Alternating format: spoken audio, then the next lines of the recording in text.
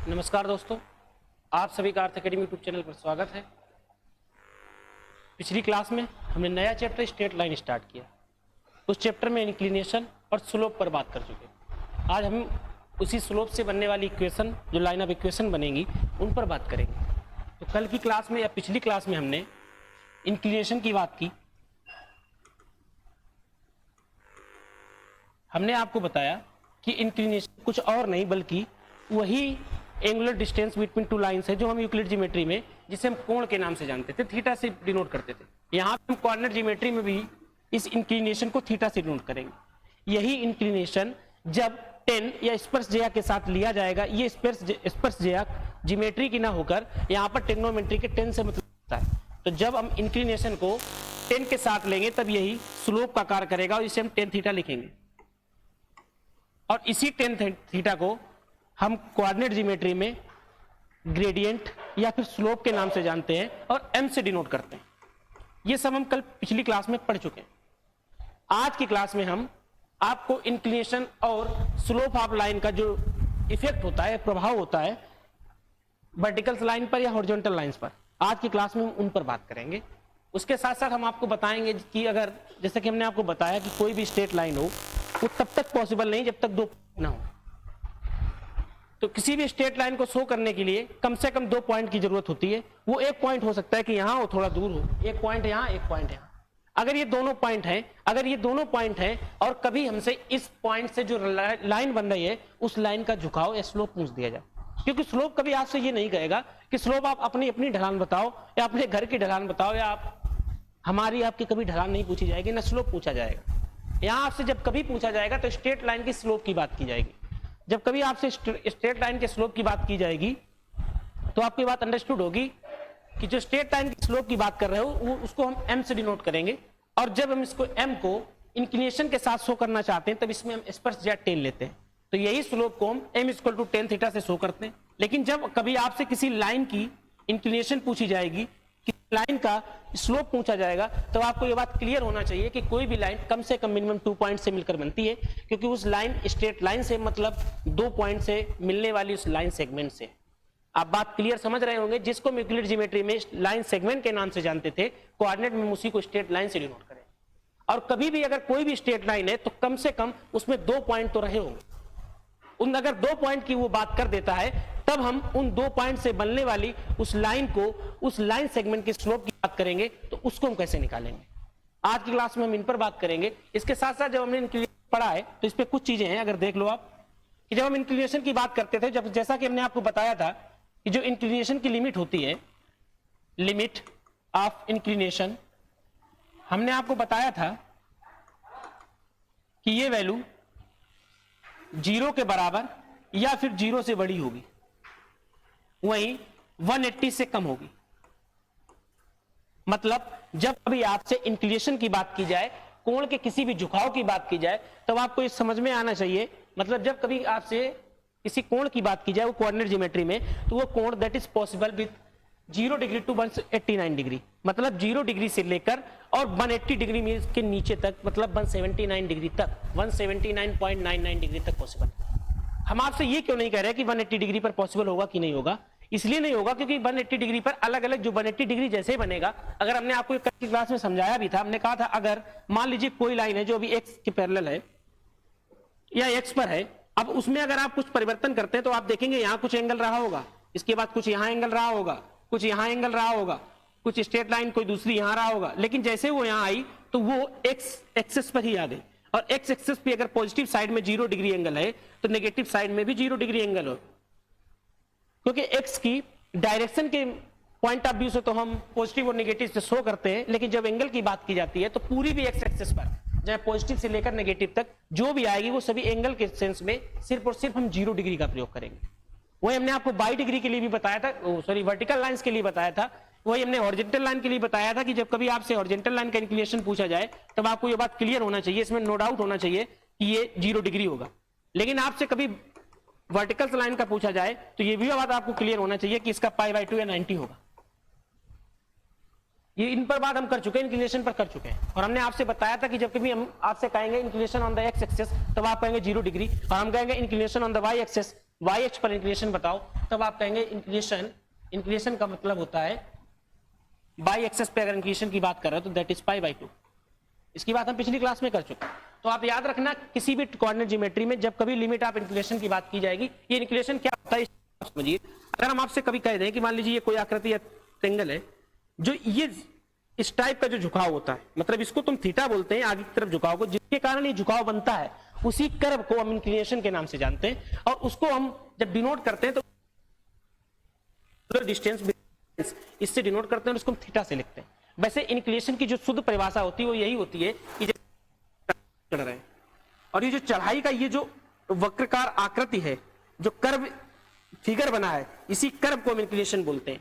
लेकिन इसको जब हम शो करते हैं तो किसी भी कोऑर्डिनेट ज्योमेट्री में पढ़ते हैं, स्ट्रेट लाइन होती है, कोऑर्डिनेट ज्योमेट्री में एक्सेस होती है, एक्स और वाई एक्सेस, तो वहां पर शो करने के कारण हम इसकी इंक्लिनेशन को आगे के मान में काउंट करते हैं। एंगल बिटवीन टू एक्सेस, या फिर कह सकते हैं एंगल बिटवीन टू लाइंस के लिए हम इस इंक्लिनेशन का प्रयोग करते हैं और इसको थीटा से डिनोट करते हैं। तो आपको यह बात क्लियर होनी चाहिए जब कभी आपसे यह बात की जाए, जब कभी आपसे यह बात की जाए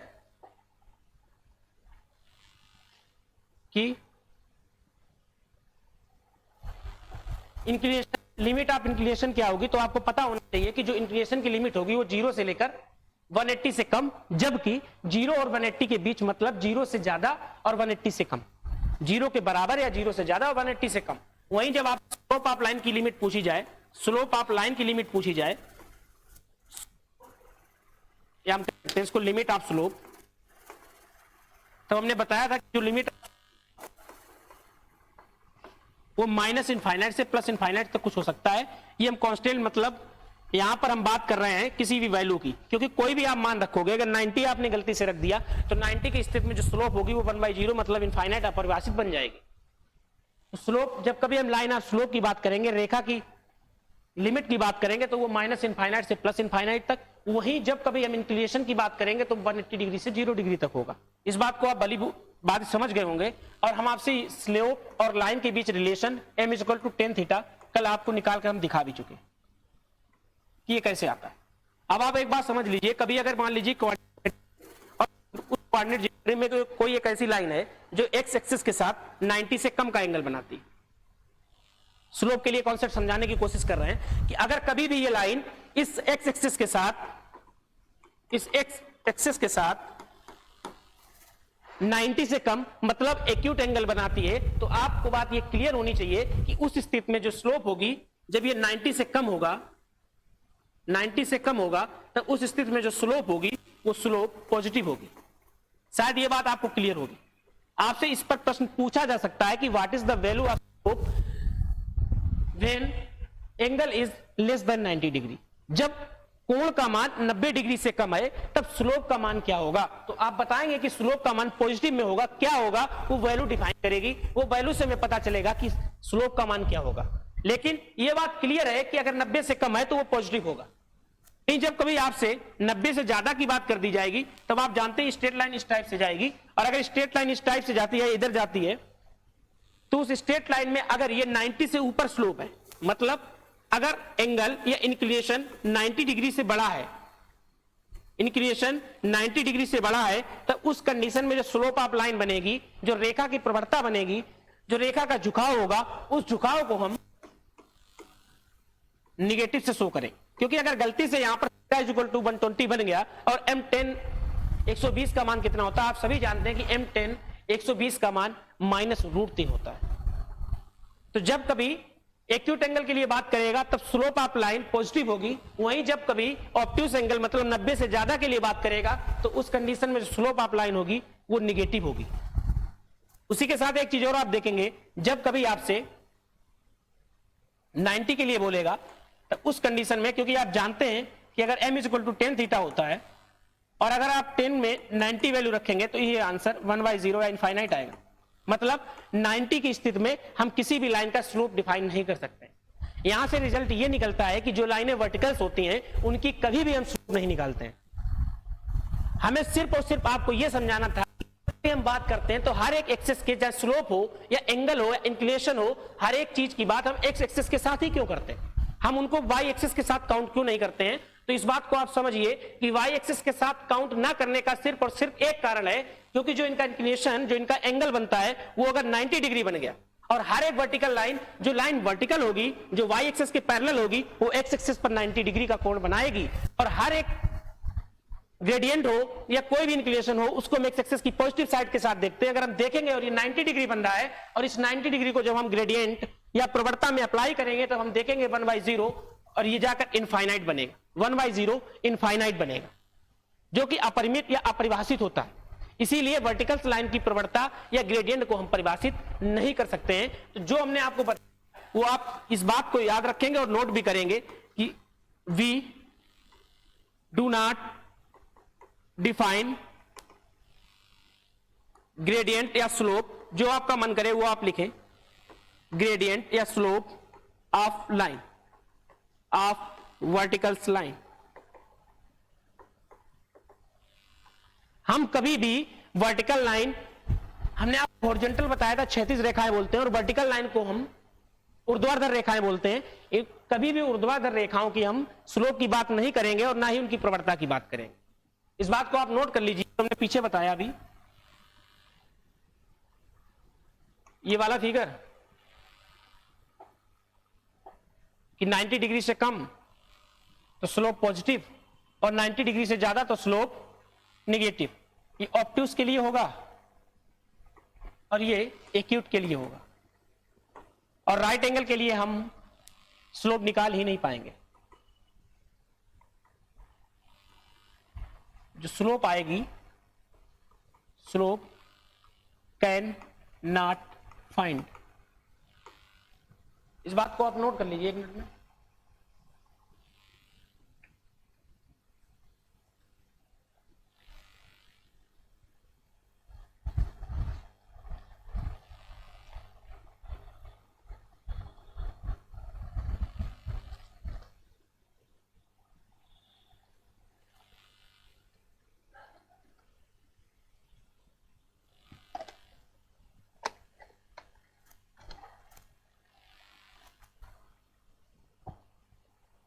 हमने आपको बताया कि जब कभी एक्यूट एंगल की बात की जाएगी तो स्लोप जो होगा वो हर समय पॉजिटिव होगा। जब राइट एंगल की बात करेंगे तो स्लोप निकाल ही नहीं पाएंगे। मतलब जितनी भी लाइनें जो वाई एक्सिस के पैरेलल होंगी या वर्टिकल लाइन होंगी, उन सबकी स्लोप, उन सबकी प्रवणता हम नहीं निकाल सकते।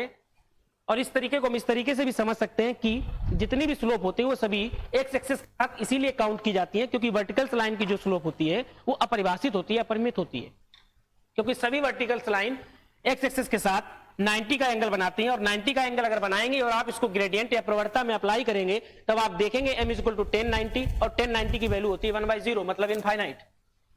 तो अभी आपने स्लोप और इंक्लिनेशन को समझा, दोनों की लिमिट को समझा, और आपने समझा कि कभी कोऑर्डिनेट ज्योमेट्री में एक ऐसी लाइन दे दी जाए वो उस कोऑर्डिनेट ज्योमेट्री में एक्स एक्सिस के साथ 90 डिग्री का एंगल या फिर 90 से कम या फिर 90 से ज्यादा, तब आप समझ गए कि अगर 90 डिग्री बनाएगी तब तो हम उसकी ग्रेडियंट निकाल ही नहीं पाएंगे। अगर वो 90 से कम बनाएगी तो उसकी जो भी ग्रेडियंट आए वो ग्रेडियंट क्या आएगी मुझे पता नहीं, क्योंकि 10 का वैल्यू अगर 45 होगी तो 1 आएगी, 60 होगी तो √3 आएगी, 0 होगी 10 की वैल्यू अगर 0 होगी तो 0 आएगी। तो जो भी ग्रेडियंट आएगी, लेकिन ये बात नहीं है कि वो पॉजिटिव आएगी। अगर वो पॉजिटिव आएगी, वहीं अगर ये 90 एंगल बनाती है, जो स्ट्रेट लाइन हम खींच रहे हैं इस टाइप से, और इसकी प्रवणता की अभी कभी बात कर दी जाए तो ये इनफाइनाइट होगी, मतलब इसको हम निकाल नहीं पाएंगे। और ये जब थीटा एक्यूट एंगल होगा तब इस कंडीशन में ये पॉजिटिव, और जब कभी थीटा राइट एंगल होगा तो ये नेगेटिव होगी। अभी हमने इंक्लिनेशन और ग्रेडियंट दोनों पर बात कर चुके। अब हम बात करेंगे अगर कभी आपसे कोई लाइन दी है और उस लाइन में हम सभी को पता है कि कोई भी लाइन हो, वो लाइन बिना 2 पॉइंट से मिलेगी ही नहीं, क्योंकि जिस लाइन सेगमेंट को हम यूक्लिड ज्योमेट्री में लाइन सेगमेंट के नाम से जानते थे उसको हम यहाँ स्ट्रेट लाइन के नाम से जानेंगे। और स्ट्रेट लाइन में कम से कम 2 पॉइंट तो होंगे ही, क्योंकि स्ट्रेट लाइन के फॉर्मेशन में कम से कम 2 पॉइंट का सहयोग रहा होगा। अगर वो 2 पॉइंट बाई चांस कभी दिए जाए और आपसे पूछा जाए कि इस लाइन का इंक्लिनेशन बताओ, इस लाइन का झुकाव बताओ, तो आपको याद रखना है कि झुकाव कभी किसी इंसान या किसी बोर्ड का नहीं पूछा जाता, वो स्ट्रेट लाइन का ही पूछता है। कोऑर्डिनेट ज्योमेट्री में झुकाव स्ट्रेट लाइन का अगर पूछेगा तो आपको यह बात क्लियर होना चाहिए कि वो स्ट्रेट लाइन 2 पॉइंट से मिलकर बनी होगी। अगर उन दोनों पॉइंट्स को आपको बता दिया है और आपसे पूछा इनका इंक्लिनेशन बताओ, तो इसके लिए आप याद रखेंगे m is equal to y2 minus y1 upon x2 minus x1। अब आपके दिमाग में आ रहा होगा कि इसके बाहर हम मॉडुलस लगा देते हैं। ये मॉडुलस क्यों लगा देते हैं? हम मॉडुलस के बारे में आपको बता चुके हैं। अगर मॉडुलस के अंदर कोई भी चीज, जैसे मान लीजिए मॉडुलस के अंदर अगर x लिखा है और इस x की वैल्यू अगर 0 से ग्रेटर है, मतलब x का मान 0 से बड़ा है, तो इससे बात से स्पष्ट हो जाता है कि जो 0 से बड़ा है तो ये पॉजिटिव होगा। पॉजिटिव +1 +2 +3 कुछ भी हो सकता है, तब ये जब बाहर आएगा तो ये पॉजिटिव का x आएगा। लेकिन अगर यही मॉडुलस के अंदर x 0 से छोटा है, अगर मॉडुलस के अंदर x 0 से छोटा है, तो यह बात क्लियर हो जाती है कि 0 से छोटे का मतलब होता है कि नेगेटिव में होगा। वो माइनस का 0.1 हो, माइनस का 0.2 हो, या -1 हो या -2 हो, जो भी हो, अगर ये 0 से छोटा है तो बाहर -x आएगा। मॉडुलस के बारे में हम पिछली क्लास में भी बात कर चुके हैं। अब हम जब मॉडुलस का बार बार प्रयोग करते हैं, तब हमने प्रवणता में, जब हम प्रवणता निकालते हैं, m निकालते हैं, तब हम यहां मॉडुलस का प्रयोग क्यों करते हैं? इसी बात को तो हमने अभी जस्ट पीछे समझाया कि जो मॉडुलस होता है वो किसी भी चीज या नेगेटिव हो या पॉजिटिव हो, बाहर हम उसको पॉजिटिव में लाते हैं। और ग्रेडियंट का ये नियम है कि ग्रेडियंट सिर्फ और सिर्फ एक्यूट एंगल के लिए निकाली जा सकती है, 90 डिग्री के लिए आप निकाल नहीं सकते। और अगर इसके ऊपर आप जाते हो, 90 प्लस में जाते हो, तो वो बात अलग है कि 90 प्लस में जाकर m जो ग्रेडियंट आएगी वो निगेटिव आएगी। लेकिन जब कभी आपको लाइन का झुकाव पूछा जाएगा तो पॉजिटिव साइड आप एक्स एक्सिस के साथ पूछा जाएगा। तो उस कंडीशन में आप याद रखो कि जो प्रवणता होती है वो प्रवणता सदैव पॉजिटिव आती है। इसलिए क्योंकि वर्टिकल लाइन की हम प्रवणता निकाल नहीं पाते हैं, वो अपरिभाषित होती है, इसीलिए जो भी प्रवणता निकलती है उस प्रवणता को हम m is equal to y2 minus y1 upon x2 minus x1 से निकालते हैं, और वो हर समय पॉजिटिव होती है।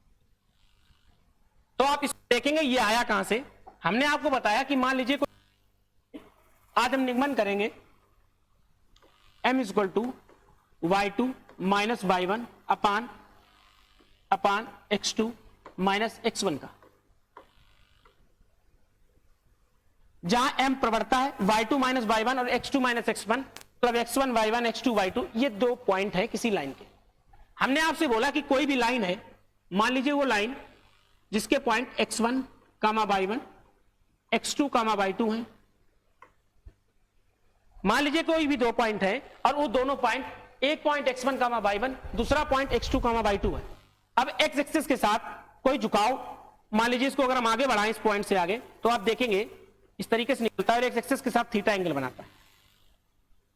हम सीधा बना के मानेंगे आज।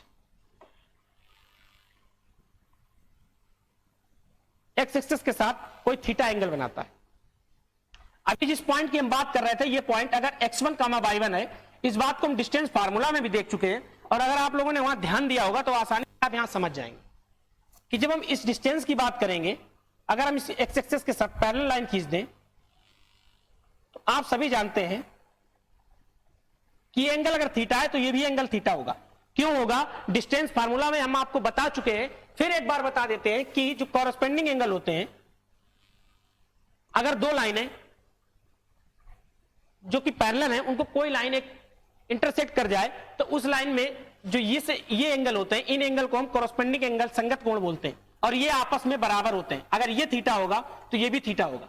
वहीं अगर हम इनकी बात कर दें, अगर इस, तो आप लोगों को पता होगा कि इनको हम थीटा और इसको फाई से डिनोट करें, इनको हम संगत अंतःकोण कोण बोलते हैं, इसको हम कॉरस्पेंडिंग एंगल बोलते हैं, मतलब संगत कोण, और इसको संगत अंतःकोण बोलते हैं। संगत अंतःकोण की जब आपसे बात करेगा तो थीटा प्लस फाई जो है वो 180 डिग्री होता है। संगत अंतःकोणों का सम 180 डिग्री होता है, जबकि संगत कोण आपस में बराबर होते हैं।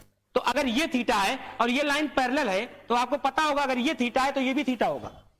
अगर ये दोनों थीटा हो गए, तब ये भी पता है कि ये अगर x1 है और ये x2 है, तो अगर हम ये निकालना चाहें तो आपको क्लियर होगा कि x2 माइनस x1 होगा।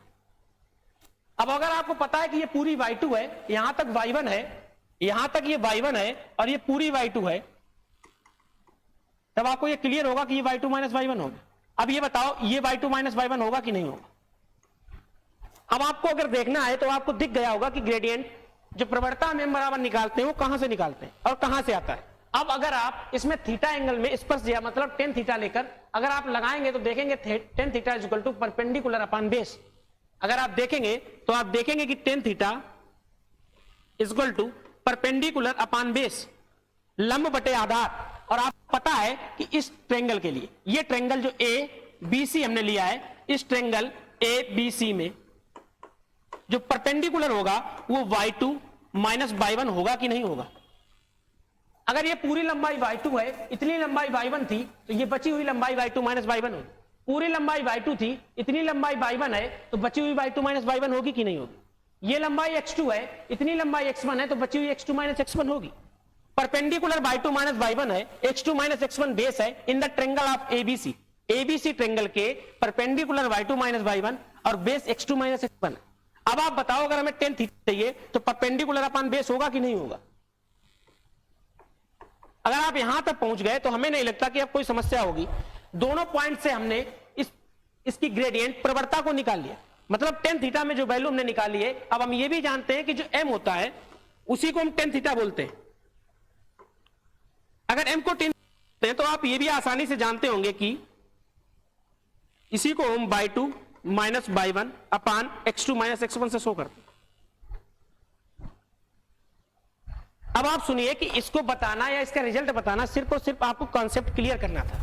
आपको जो रिजल्ट याद रखना है वो सिर्फ और सिर्फ इतना याद रखना है कि जब कभी दो पॉइंट दिए जाएं और आपसे पूछ दे कि उन दो पॉइंट से बनने वाली रेखा, उन दो पॉइंट से बनने वाली लाइन का प्रवणता या झुकाव बताओ, तब आपको क्लियर होना चाहिए कि जो दो पॉइंट दिए हैं उनसे जो भी रेखा बन रही है, जो ऐसी रेखा बन रही है, अगर इसके झुकाव की आप बात कर रहे हैं तो उसके लिए हम तैयार रखेंगे tan theta is equal to y2 minus y1 upon x2 minus x1, या फिर m is equal to y2 minus y1 upon x2 minus x1। अगर ये पॉजिटिव आता है तो ठीक है, अगर निगेटिव आता है तो आप इसको पॉजिटिव कर देंगे, क्योंकि हमें पता है हम इसके बाद मॉडुलस लगाते हैं। और क्यों कर देते हैं ये भी बात आपको क्लियर है, क्योंकि जो वर्टिकल लाइन होती है उनकी जब हम ग्रेडियंट की बात करते हैं दैट इज इनफाइनाइट, वो अपरिमित होती है। और उस अपरिमित होने के कारण जितनी भी ग्रेडियंट होती है वो एक्स साइड के पॉजिटिव साइड के साथ देखी जाती है, एक्स एक्सिस की पॉजिटिव साइड के साथ। तो कभी भी प्रवणता या थीटा की वैल्यू नेगेटिव नहीं होगी। प्रवणता होती है वो सभी एक्यूट एंगल ट्रेंगल के लिए बात करते हैं। और आपको पता होगा कि tan की कोई भी वैल्यू एक्यूट एंगल में मतलब 90 डिग्री से कम होने पर कभी भी नेगेटिव नहीं होती। उसको हम पीछे अभी समझ चुके हैं ट्रेंगल बना के। तो अब आप जो समझेंगे उसको सिर्फ और सिर्फ इतना समझना है कि जो रिजल्ट आपको याद रखना है कि जब कभी आपको दो बिंदु दिए हों, दो बिंदु x1 कामा y1 और x2 कामा y2 दे दे और आपसे कहे कि इन दो बिंदुओं से बनने वाली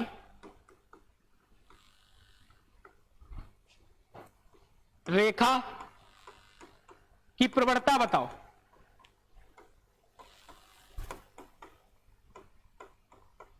या फिर इंक्लिनेशन झुकाव बताओ। तो आपको यह बात क्लियर होना चाहिए कि जब प्रवणता की बात करेगा तो कोऑर्डिनेट ज्योमेट्री में हम प्रवणता को m से शो करते हैं। आपको पता होना चाहिए कि m y2 minus y1 minus x1, या फिर इसी को हम एक दूसरे तरीके से लिख सकते हैं कि tan theta is equal to y2 minus y1 upon x2 minus x1।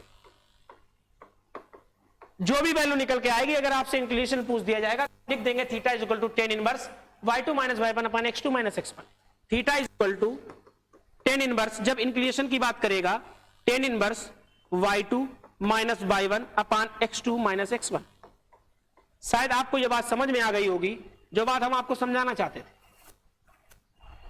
जब आपसे इंक्लिनेशन पूछे, किसी भी लाइन का इंक्लिनेशन पूछे, जब इंक्लिनेशन की बात करेगा तो हमने बताया अगर ये लाइन है तो इसकी इंक्लिनेशन की बात करेगा, उसको हम थीटा से ही डिनोट करेंगे। जिस हिसाब से हम कोऑर्डिनेट ज्योमेट्री में डिस्टेंस बिटवीन टू लाइंस को एंगुलर डिस्टेंस बोलते थे और थीटा से डिनोट करते थे, उसी तरीके से जब कभी आपसे इस लाइन के इंक्लिनेशन, वैसे आज तक इंक्लिनेशन के बारे में पूछा नहीं गया, आपसे अगर पूछा भी जाता तो सीधा सीधा प्रवणता पूछता है और आप प्रवणता निकाल लेते हैं, तब आप क्लियर हो जाता है कि m equal to tan theta रख देंगे, क्योंकि हम यहां से जानते हैं कि m equal to tan theta होता है। और आपने अगर प्रवणता उसी प्रवणता का हम tan ले लेते हैं, को हम थीटा इंक्लिनेशन बोल देते हैं। तो ये रिजल्ट जो है इसको आपको नोट कर लेना है। हो सकता था कि यहां पर दो बिंदु दे दे 3,4 5,6 से बनने वाली रेखा है, उसके प्रवणता की आप बात करो तो आप प्रवणता निकाल लेंगे। अभी फिलहाल आप इसको नोट कर लें।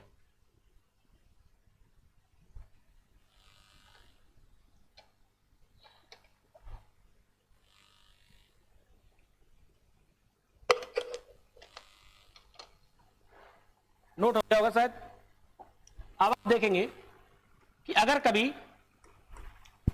हम फॉर्म ऑफ लाइन के रेखा के रूप पढ़ने से पहले स्लोप के हर एक टॉपिक पर बात कर लेते हैं। जब हमने स्लोप के बारे में पढ़ा, हमने आपसे कहा कि अगर कभी दो बिंदु दे दिए जाए, उनके बीच आपसे प्रवणता पूछी जाए तो आप आसानी से निकाल लेंगे। अब यही होता है कि अगर कभी आपसे दो लाइनें दे दे और उन दोनों लाइनों की प्रवणता दे दे और आपसे पूछ दे कि इन दोनों लाइन के बीच इंक्लिनेशन या एंगल का मान बताओ। मतलब अब कभी आपसे वो बोल दे कि कोऑर्डिनेट ज्योमेट्री में कोई दो लाइनें हैं इस टाइप से, मान लीजिए इसका झुकाव हम θ1 मान लेते हैं, इसको हम θ2 मान लेते हैं, और आपसे बोल दिया है कि इसकी प्रवणता m1 है, इसकी प्रवणता m2 है, इसकी प्रवणता m1 है, इसकी प्रवणता m2 है, और आपसे कह दिया कि ये दोनों लाइनें जिस जगह इंटरसेक्ट कर रही हैं उस थीटा का मान बताओ, उस इंक्लिनेशन का मान बताओ। मतलब आपको किसी लाइन, जो दो लाइनें दी हैं उन दोनों लाइन की प्रवणता दे दी है, उन दोनों लाइन की प्रवणता दे दी है और आपसे पूछा है इन दोनों लाइन के बीच एंगल। तो आप याद रखेंगे, इसके लिए हम याद रखते हैं tan theta is equal to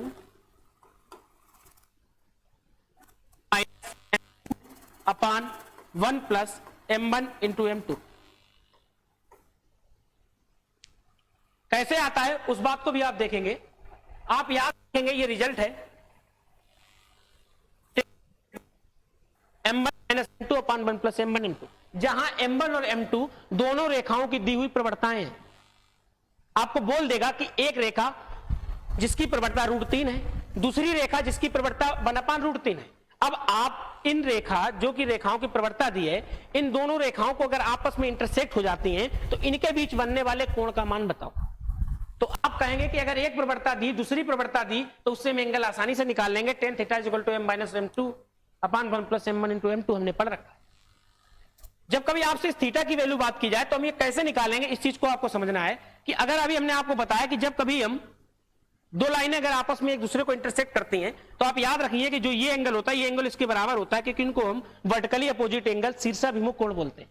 अगर आपने अर्थ एकेडमी में यूक्लिड ज्योमेट्री, अर्थ एकेडमी में एडवांस में ज्योमेट्री पढ़ रखी है, वहां आपने शीर्षाभिमुख कोण को भली बात समझा होगा, और ये आपस में बराबर भी होते हैं। अगर ये θ2 है, ये θ1 है, इनके बीच हमने इस एंगल को थीटा माना, तो आप बताओ ये थीटा होगा कि नहीं होगा। अगर आपने ये पढ़ रखा है तो आपने एक चीज और ट्रायंगल में पढ़ रखी होगी कि जो होता है वो सम्मुख अंतः कोणों के योग के बराबर होता है। मतलब जो ये थीटा होता है, अगर ये कोई एंगल होता है, ये इन दोनों एंगल के बराबर होता है। अब इस एंगल को हमने यहाँ θ1 से डिनोट किया है, तो जो θ1 होगा वो थीटा और प्लस θ2 के बराबर होगा कि नहीं होगा। मतलब जो θ1 होगा वो θ2 प्लस थीटा होगा कि नहीं होगा। यहां तक शायद कुछ समझ में आया हो तो ठीक, ना आया तो फिर देख लो।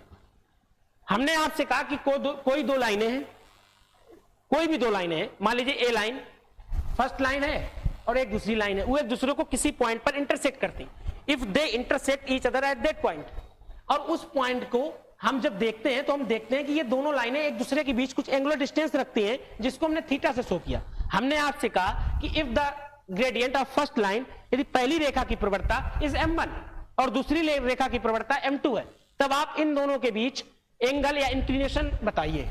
फाइंड द इंक्लिनेशन या एंगल बिटवीन टू लाइंस। तब आप कहेंगे कि tan theta is equal to m1 minus m2 upon 1 plus m1 m2। इस मेथड से आप अगर देखें तो हमने इसमें नया क्या सीखा, नया ये सीखा कि ये थीटा है तो शीर्षाभिमुख कोण से हम इसको भी थीटा निकाल लेंगे। अब किसी भी ट्रायंगल में हम जानते हैं कि जो बहिष कोण होता है वो सम्मुख अंतः कोणों के योग के बराबर होता है। तो ये θ1 जो होगा वो θ2 प्लस थीटा के बराबर होगा कि नहीं होगा।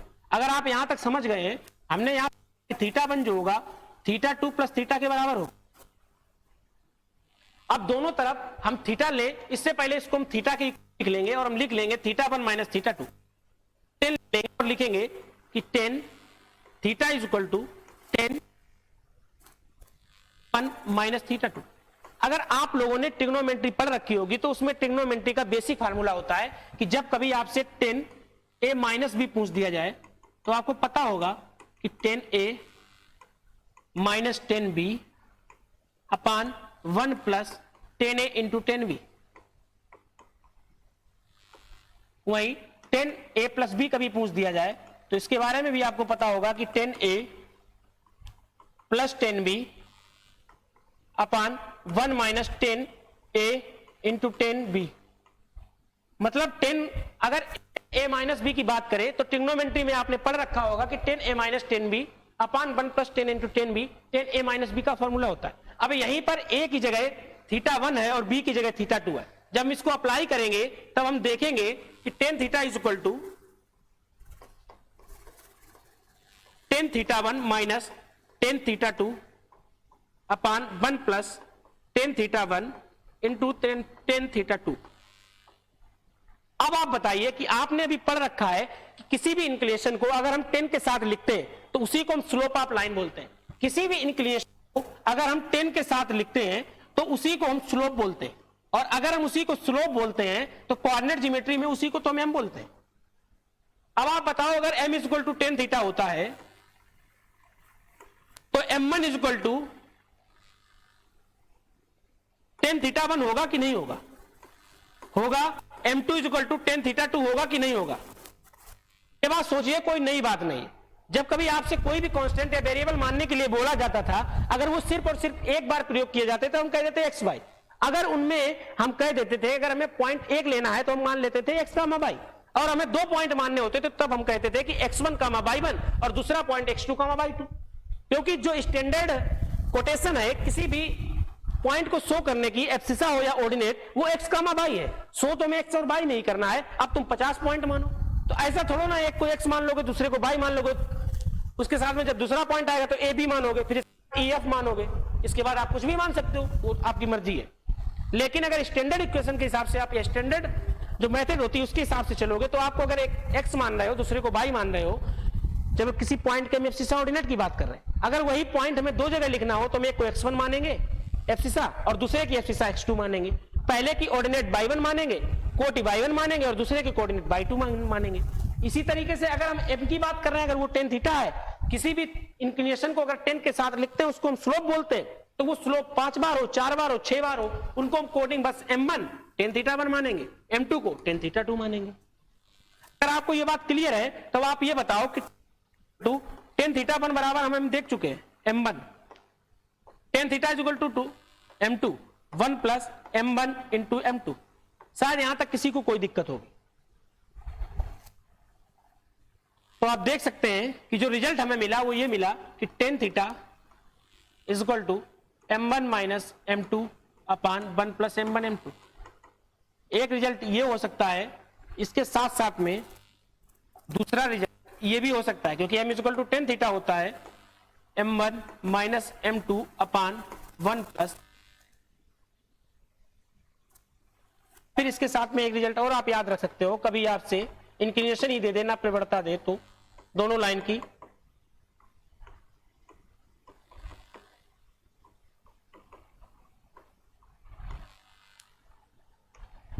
ये 3 चीजें आप देखेंगे। अभी हमने पहले जब आपसे बात की तो हमने बताया कि 2 पॉइंट दिए हो, अगर वो 2 पॉइंट दिए उनसे अगर एक रेखा बनेगी तो वो लाइन किसी ना किसी पोजीशन पर कोई ना कोई स्लोप, और अगर वो स्लोप बनाती है तो उसकी स्लोप हम कैसे निकालेंगे, इस बात को हमने समझा कि स्लोप को, उस ग्रेडियंट को निकालने के लिए हम equal to y2 minus y1 upon x2 minus x1 लगाते हैं।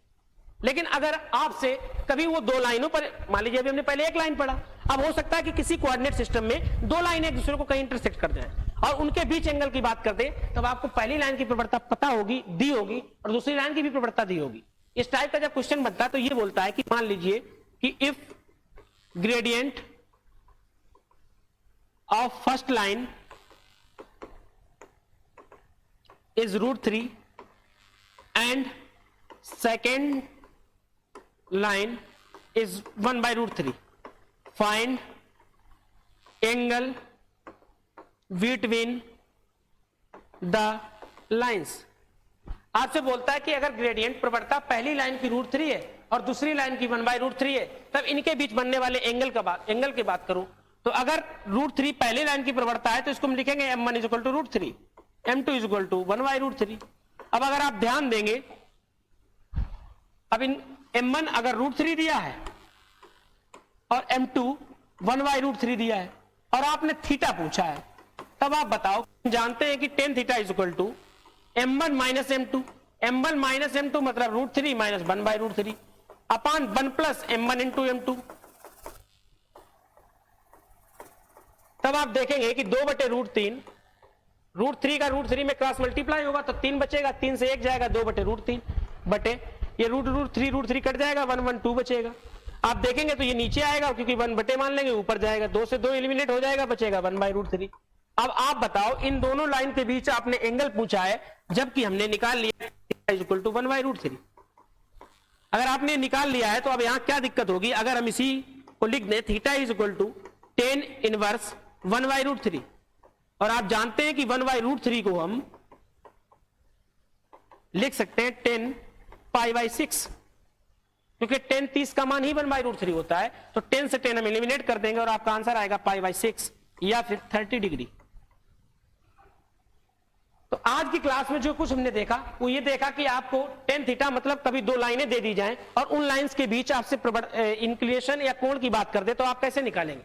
tan theta is equal to m1 - m2 upon 1 plus m1 into m2, या कभी आपसे दोनों के बीच एंगल दे दे और तब आपसे पूछ दे कि उन दोनों के बीच एंगल दे दे और उन दोनों की प्रवणताओं की बजाय उनका भी एंगल दे दे, तब आप इस तरीके से प्रयोग करेंगे। वहीं आपसे अगर दोनों प्रवणताएं दे दे और आपसे उस लाइन के बीच की प्रवणता पूछ दी जाए तब आप इस तरीके से निकालेंगे। इसके साथ साथ में कभी किसी लाइन के कोऑर्डिनेट दिए हो, किसी लाइन के दोनों पॉइंट दिए हो और आपसे पूछ दे कि इस लाइन का झुकाव क्या होगा, इस लाइन का ग्रेडियंट क्या होगा, तब आपको उसके लिए m equal to y2 - y1 upon x2 - x1 याद रखना पड़ेगा। ये तो आज की क्लास में हमने बात की कभी अगर दो लाइनें एक दूसरे को इंटरसेक्ट करें तो उनके बीच एंगल की, उसके साथ साथ में हमने किसी भी इक्वेशन के स्लोप की बात की, अगर कभी आपको दो पॉइंट दिए और उसके स्लोप की बात कर दीजिए। अगली क्लास में हम फॉर्म ऑफ स्लोप देखेंगे जिसमें हमने आपको बताया भी था कि 1 लाइन और 1 पॉइंट हो और स्लोप दियो तो हम कैसे इक्वेशन निकालेंगे। कभी 2 पॉइंट दे दे और आपसे इक्वेशन पूछ दे, या हो सकता है कि आपसे स्लोप भी दी है और आपको पॉइंट भी दोनों दिए तब आपसे इक्वेशन पूछ दे। तो अगली क्लास में हम ये देखेंगे कि हमें इक्वेशन कैसे निकालनी, क्या हमें करना है, क्या दिमाग लगाना है कि हम इक्वेशन निकाल सकें। तो आज की क्लास में हमने जो कुछ देखा उसके बाद में अगली क्लास में हम फॉर्म ऑफ लाइन देखेंगे। अगर आपको हमारी क्लास पसंद आती है तो इसको आप लाइक करिए और वीडियो को शेयर करिए और अर्थ एकेडमी यूट्यूब चैनल को सब्सक्राइब भी करिए और टेलीग्राम चैनल को ज्वाइन करिए। इसके साथ साथ में अगर आप चाहें तो गूगल प्ले स्टोर से अर्थ एकेडमी एप्लीकेशन को भी डाउनलोड करिए। धन्यवाद। लेकिन क्लास को शेयर जरूर करिए, वो 11th का हो, 12th हो या फिर इंडियन एयरफोर्स का कोई भी हो। आपको अगर कभी आपने एयरफोर्स वगैरह का एग्जाम दिया होगा तो आपको क्लियर हो रहा होगा कि कहीं ना कहीं एंगल बिटवीन जब टू लाइंस की बात कर रहे थे तो उस पर कई प्रश्न पूछे जा चुके हैं। वो बात अलग है कि आसानी से हो जाते हैं, धीरे धीरे सरल चीजें होती है, इसके बाद वो चीजें टिपिकल बनती चली जाती है।